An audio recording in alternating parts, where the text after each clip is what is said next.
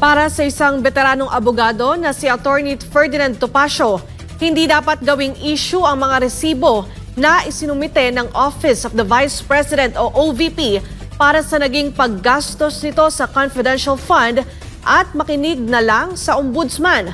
Si Margot Gonzalez magbabalita. Sinapalpal ng veteranong abogado na si Attorney Ferdinand Topacio ang mga kongresista na ginagawang malaking issue ang mga natanggap na resibo mula sa Office of the Vice President o OVP para sa nagastos nito sa confidential fund.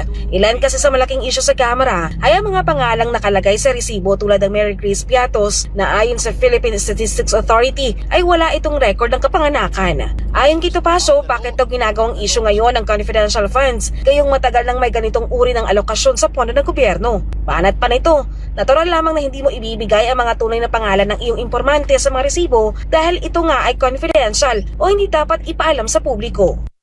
Those could be aliases. Galing po ako sa gobyerno. Ang mayor po, I spent 6 years in the office of the mayor of Manila. May confidential funds yan. Alias yan eh. Galing ako sa DILG, definitely may confidential funds yan.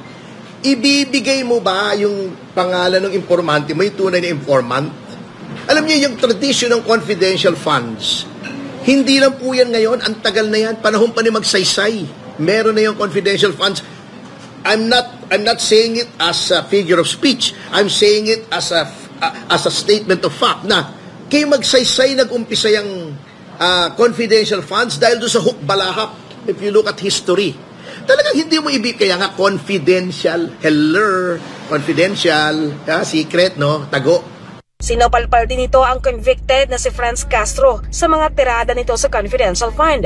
Nagsalita na raw ang ombudsman sa bagay na ito kung saan sinabi nitong walang sapat na basehan para imbestigahan ang Vice Presidente para sa posibleng paglabag sa Anti-Graft and Corrupt Practices Act. Sinopla na nga sila ni Justice Martirez, who is the ombudsman. Bago makikipagdebate pa sila, can you imagine a convicted felon, si Franz Castro, debating on matters of law with a former Supreme Court Associate Justice and Ombudsman?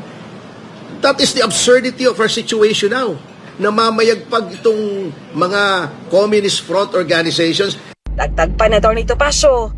Do you know that after Chairman Cardema was removed from the National Youth Commission, the Kabataan Party List entered into a MOA with the National Youth Commission. Nakapasok na naman yung mga dubious organizations linked to the communist insurgency. Kaya hindi ko maintindihan itong gobyernong ito eh. Just so they can have a broad alliance against the Dutertes, they are willing to ride the dragon's tail and ally themselves with these dangerous institutions